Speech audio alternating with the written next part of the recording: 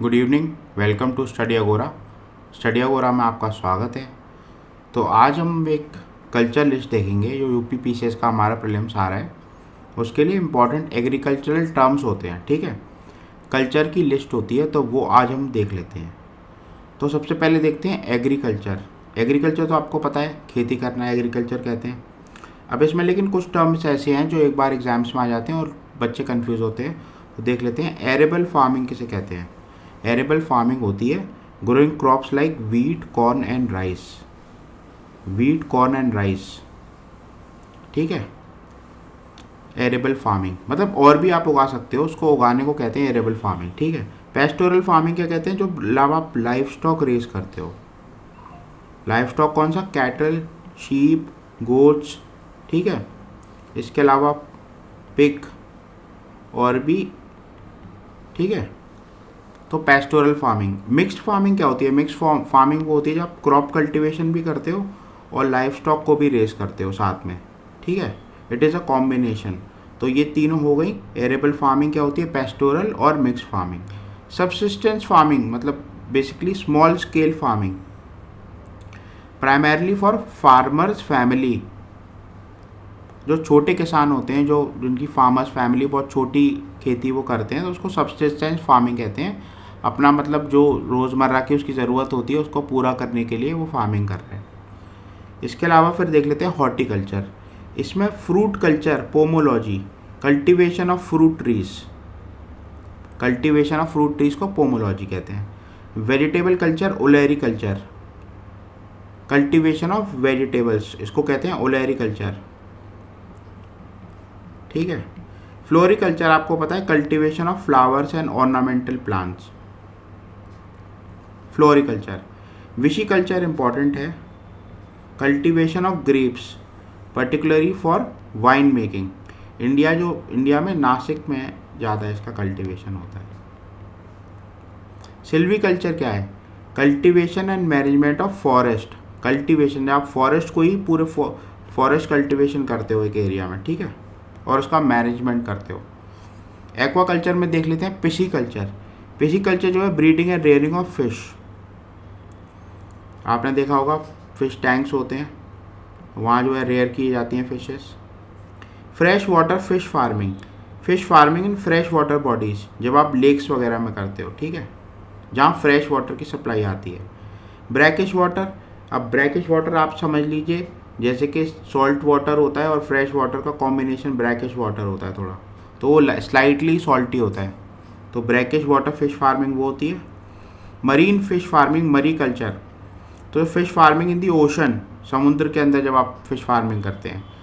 Shell fish culture, इसको कहते हैं farming of mollusc and crustaceans, ठीक है।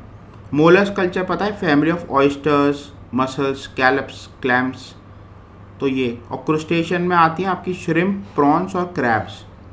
Oysters, shrimps, prawns, crabs consumption बहुत होता है, स्कैलप्स का भी होता है, तो आपको पता होना चाहिए मोलस्क और क्रस्टेशियन में डिफरेंस क्या है। मोलस्क में आते हैं आपके ऑयस्टर्स, क्लैम्स, मसल्स, स्कैलप्स, और क्रस्टेशियंस में आते हैं आपके श्रिम्प, प्रॉन और क्रैब, ठीक है। सीवीड कल्चर को एल्गा कल्चर कहते हैं, farming of seaweed and other marine algae, ठीक है। सीवीड ये सोर्स ऑफ प्रोटीन होता है, इसमें बहुत प्रोटीन होता है और काफ़ी मेडिसिन में भी अब ये यूज़ हो रहा है। Integrated multi trophic aquaculture, combining different trophic levels in one system, ये इतना इंपॉर्टेंट नहीं है। राइस फिश फार्मिंग आपको पता है, राइस कल्टीवेशन होता है पानी में, उसी के साथ फिश को इंटीग्रेट कर देते हैं। एपीकल्चर इंपॉर्टेंट है, एपीकल्चर बी कीपिंग है for honey and other bee products. Apiculture bee keeping, ठीक है। Sericulture rearing of silk worms, silk worms for silk production. Silk worms आपको पता है कीड़े होते हैं, सिल्क सिक्रीट करते हैं वो। मशरूम कल्चर को मीसी कल्चर कहते हैं, मीसी culture, cultivation of edible mushrooms. आजकल काफ़ी ज़्यादा कल्टीवेशन हो रहा है, स्पेशली ये बटन मशरूम्स का।